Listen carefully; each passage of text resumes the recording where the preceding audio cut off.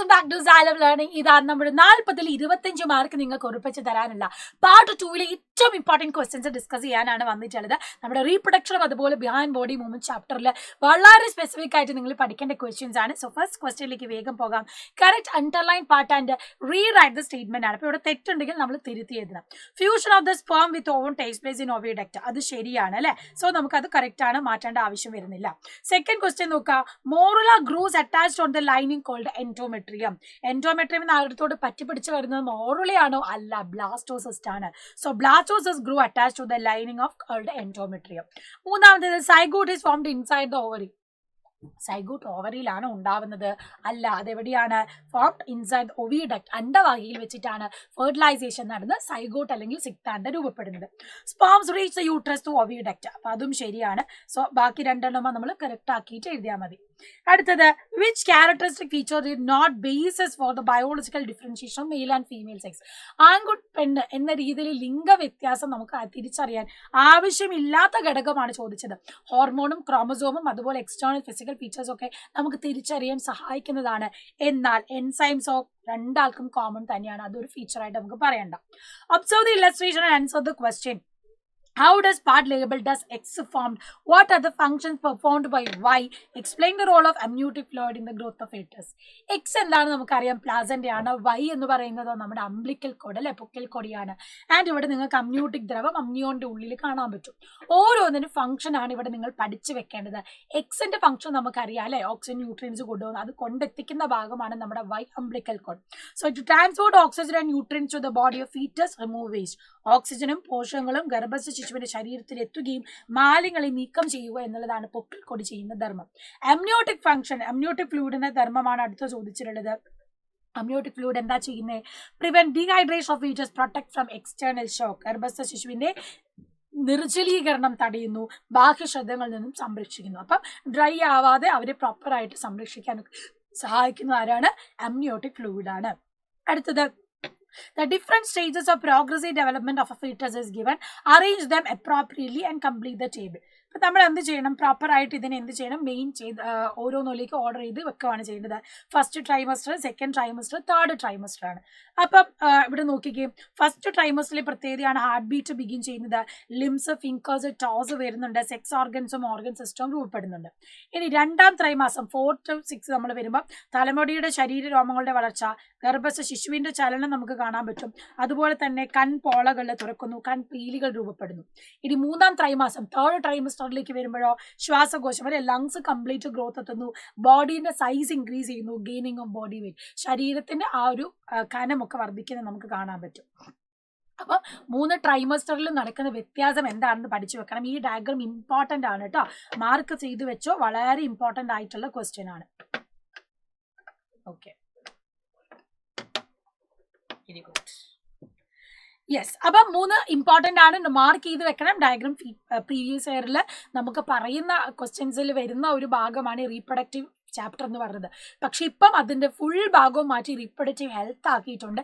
അതുകൊണ്ട് തന്നെ ഈ ഒരു ചോദ്യം അത്രമേൽ ഇമ്പോർട്ടൻസ് നിങ്ങൾ കൊടുക്കണം. ടോപ്പിക്ക് കംപ്ലീറ്റ് മാറ്റിയത് കൊണ്ട് തന്നെ ഈ ഭാഗം നല്ല ഇമ്പോർട്ടൻസ് കൊടുക്കണം. Changes happening to mother's body during pregnancy are given below. Choose and rewrite the correct statement എന്നാണ് പറഞ്ഞിട്ടുള്ളത്. അപ്പൊ thickness of inner lining of uterus decreases, menstruation stop temporarily, lowers body weight, mood swings, emotional instability and anxiety. അപ്പൊ pregnant ആവുന്ന ഗർഭാവസ്ഥയിലെ മാതാവിന്റെ ശരീരത്തിലുള്ള മാറ്റങ്ങളാണ് ശരിയായത് തിരഞ്ഞെടുക്കാനാണ്. ഒന്ന് നമുക്കറിയാം, തിക്നെസ് ഓഫ് യൂട്രൈന് ഡിക്രീസ് ആണോ? അല്ല. മെൻസ്ട്രേഷൻ സ്റ്റോപ്പ് ടെമ്പററി, അത് ശരിയാണ് അല്ലെ, ആർത്തവം ആ സമയത്ത് നിൽക്കും. ലോവർ ബോഡി വെയിറ്റ് ആണോ? അല്ല, കനം കൂടുകയാണ് ചെയ്യുന്നത്. മൂഡ് സ്വിങ്സും ഇമോഷണൽ ഇൻസ്റ്റബിലിറ്റിയും ഉണ്ടാവും അല്ലെ, മാനസികമായിട്ടുള്ള വ്യതിയാനങ്ങളും കാര്യങ്ങളും ഒക്കെ ഉണ്ടാവുന്ന ഒരു ടൈമാണ്. സോ രണ്ടാമത്തെയും നാലാമത്തെയാണ് ഇവിടുത്തെ കറക്റ്റ് ഓപ്ഷൻ ആയിട്ട് നമ്മൾ പറയാം. അപ്പം 2 ഓപ്ഷൻസ് ക്ലിയർ ആയിട്ടുണ്ടല്ലോ. അങ്ങനെയാണെങ്കിൽ അടുത്ത ടോപ്പിക് നോക്കുക. Which of the following vaccine is given to pregnant woman എന്നാണ് ചോദ്യം. പ്രഗ്നന്റ് വുമണിൽ BCG vaccine, penta vaccine, rubella vaccine, ഇതിൽ ഏതാണ് പ്രഗ്നന്റ് ലേഡീസിന് നമ്മൾ കൊടുക്കുന്ന വാക്സിൻ എന്നാണ്? ഇതിന്റെ ആൻസർ നിങ്ങൾ കമന്റ് ബോക്സിൽ കമന്റ് ചെയ്യണം. നമ്മൾ പ്രത്യേകം പഠിക്കുന്ന ചോദ്യം കൂടിയാണ്, ഇതെന്തായാലും നിങ്ങൾ പ്രതീക്ഷിക്കേണ്ട ചോദ്യമാണ്. അപ്പം ഇതിന്റെ ആൻസർ നിങ്ങൾ കമന്റ് ബോക്സിൽ കമന്റ് ചെയ്യാം. അടുത്ത നോക്കുക, കംപ്ലീറ്റ് ദ ടേബിൾ. കോൺട്രാസെപ്റ്റീവ് മെത്തേഡും പെക്കുലാരിറ്റിയുമാണ് തന്നിട്ടുള്ളത്. ഡയഫ്രം എന്ത് ചെയ്യുന്നു? ഡയഫ്രം കവന്റ് ചെയ്യുന്നു, സ്പേമിനെ ഉള്ളിലേക്ക് എത്തിക്കാതിരിക്കാൻ സഹായിക്കുന്നു. Prevent sperm reaching the uterus. Okay, then അടുത്തത് prevent deposit of sperms in vagina. അത് ഏതാണ്? കോണ്ടം ആണ് വരുന്നത്. ഓപ്ഷൻ ബിയിൽ കറക്റ്റ് ആൻസർ വരുന്നത് കോണ്ടം ആണ്. ഗർഭനിരോധന ഉറകളാണ്. ടുബെക്ടോമി എന്ന് പറഞ്ഞാൽ എന്താ സംഭവിക്കുന്നത്? ഫെലോപ്പിൻ ട്യൂബ് കട്ട് ചെയ്യുന്നതാണ് അല്ലെ.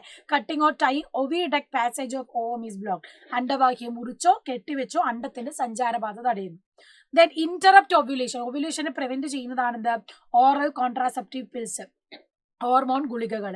അതുപോലെ വെസക്ടമി എന്താ ചെയ്യുന്നത്? വാസ് ഡിഫറൻസ് കട്ട് ചെയ്യുകയാണ്. സ്പാമിന്റെ ട്രാൻസ്പോർട്ടേഷനെ, അവരുടെ സഞ്ചാരപാതനെ ബ്ലോക്ക് ചെയ്യുന്നു. ദെൻ ഇൻട്രാ യൂട്രൈൻ ഡിവൈസ് ആണ് ലാസ്റ്റ് ഉള്ളത്. അതെന്ത് ചെയ്യുന്നു? Prevent implantation. കുഞ്ഞ് ഇംപ്ലാന്റ് ചെയ്യുന്നത് അല്ലെങ്കിൽ സൈഗോട്ട് ഫോം ചെയ്ത് ബ്ലാസ്റ്റോസിസ്റ്റ് ഇംപ്ലാന്റ് ചെയ്യുന്നത് പ്രിവെന്റ് ചെയ്യുന്നതാണ് എന്ത്? നമ്മുടെ ഈ പറയുന്ന ഇൻട്രാ യൂട്രൈൻ ഡിവൈസ് എന്ന് പറയുന്നത്. സോ ഇത്രയും കാര്യങ്ങൾ പഠിക്കണം. കോൺട്രാസെപ്റ്റീവ് മെത്തേഡ് അടുത്ത ഇമ്പോർട്ടൻറ്റ് ഷുവർ ക്വസ്റ്റ്യൻ ആണ്. സോ വീണ്ടും നിർബന്ധമായി പറഞ്ഞു തരികയാണ്. Observe the images of some pathogen causing sexually transmitted infections. Write the names of A, B, C. How can we prevent long-term consequences and reducing transmission of sexually transmitted infections എന്നാണ്. അപ്പൊ ലൈംഗിക രോഗങ്ങൾക്ക് കാരണമാവുന്ന ചില രോഗകാരികളുടെ ചിത്രങ്ങൾ നൽകിയിരിക്കുന്നു. നിരീക്ഷിച്ച് അവയുടെ പേര് എഴുതാനാണ് പറയുന്നത്. അപ്പൊ ലൈംഗിക രോഗബാധയുടെ ദീർഘകാല പ്രത്യാഘാതങ്ങൾ തടയാനും രോഗപ്പകർച്ച കുറയ്ക്കാനും ശ്രദ്ധിക്കേണ്ട കാര്യങ്ങൾ എന്തെല്ലാം? ഇതിൽ A, B, C നമ്മൾ മനസ്സിലാക്കണം. A എന്ന് പറയുന്നത് HIV ആണ്, B എന്ന് പറയുന്നത് ഗോണോകോക്കൈ, ആൻഡ് C എന്ന് പറയുന്നത് ട്രിപ്പനോമ പലോയിഡമാണ്. രണ്ടാമത്തേത് എന്താണ്? How can we prevent long term consequence of reducing transmission. ഒന്ന് വാക്സിനേഷൻ എടുക്കാം. HPV-ക്കും ഹെപ്പറ്റൈറ്റിസിനും ഒക്കെ എതിരെയുള്ള വാക്സിൻസ് എടുക്കാം. അതുപോലെ genital hygiene, seek immediate medical attentions. നമ്മൾ നല്ല രീതിയിൽ പേഴ്സണൽ ഹൈജീൻ കീപ്പ് ചെയ്യണം അല്ലെ, വ്യക്തി ശുചിത്വം പാലിക്കണം. ഇനി എന്തെങ്കിലും സിംറ്റംസ് കണ്ടു തോന്നിയാൽ പെട്ടെന്ന് തന്നെ എന്ത് ചെയ്യാം? മെഡിക്കൽ ട്രീറ്റ്മെന്റ് എടുക്കാം. അടുത്തത് ബോഡി മൂവ്മെന്റ്സിലെ ചോദ്യത്തിലേക്ക് പോകാം. Choose the correct pair. Euglena, cilia, amoeba, pseudopodia, paramecium, flagellum, fishes, flippers, തുഴകൾ. ഏതാണ് ഇതില് കറക്റ്റ് പെയർ എന്നാണ് ചോദ്യം. അമീബ സ്യൂഡോപോഡിയ ആണോ? അമീബയില് സ്യൂഡോപോഡിയ കറക്റ്റ് ഓപ്ഷൻ ആണ് അല്ലെ. ഓക്കെ, യുഗ്ലീനയില് സീലിയ ആണോ വരുന്നത്? അല്ല. ഫിഷേഴ്സിൽ ഫ്ലിപ്പിൾസ് ആണോ? അല്ല. അമീബ സ്യൂഡോപോഡിയാണ് കറക്റ്റ് ഓപ്ഷൻ വരിക. Correct the mistakes if any in the underlined part. Ball and socket joint is a joint that allow movement in all direction. Hinge joint help in rotational movement. Elbow and knee joints are example for gliding joint. വിജാഗിരി സന്ധി, കൈമുട്ട് കാൽമുട്ട് എന്ന തെന്നി നീങ്ങി സംഗതി example ആണ്. നട്ടലിന്റെ ആദ്യ കശേരുമായി തലയോട് ചേരുന്ന അസ്ഥിയാണ് കീലസന്ധിക്ക് ഉദാഹരണം. ഇതിൽ ഏതാ വരിക? കീലസന്ധി, ഹിഞ്ച് ജോയിന്റ് അല്ലെ. രണ്ടാമത്തേത് hinge joint help in rotational movement എന്നാണ് പറഞ്ഞിരിക്കുന്നത്. അതെന്താണ്? രണ്ടാമത്തേത് പിവറ്റ് ജോയിന്റ് ആണ്. ആൻഡ് മൂന്നാമത്തേത് എൽബോ ആൻഡ് നീ ജോയിന്റ് എന്ന് പറയുന്നത് ഗ്ലൈഡിംഗ് അല്ല, അതേതാണ്? ഹിഞ്ച് ജോയിന്റ്, വിജാഗിരി സന്ധിയാണ്. അത് കറക്റ്റ് ചെയ്ത് എഴുതാം. പ്രസ്താവനകൾ വിശകലനം ചെയ്ത് ചോദ്യങ്ങൾക്ക് ഉത്തരം എഴുതാം. തൊട്ടാവടിയിൽ തൊടുമ്പോൾ ഇലകൾ കൂമ്പുന്നു. തൊട്ടാവടിയുടെ വേരുകൾ ജലത്തിന് നേരെ വളരുന്നു. ചലനങ്ങൾ ഏതാണെന്നാണ്? കൂമ്പുന്ന ഏതാണ്? നാസ്റ്റിക് മൂവ്മെന്റ് ആണ്. മറ്റേത് ഏതാണ്? ജലത്തിന് നേരെ പോകുന്നത് പോസിറ്റീവ് ഹൈഡ്രോട്രോപിക് മൂവ്മെന്റ് ആണ്. ഈ ചലനങ്ങൾ തമ്മിലുള്ള വ്യത്യാസം. നാസ്റ്റിക്കിന്റെ പ്രത്യേകത എന്താണ്?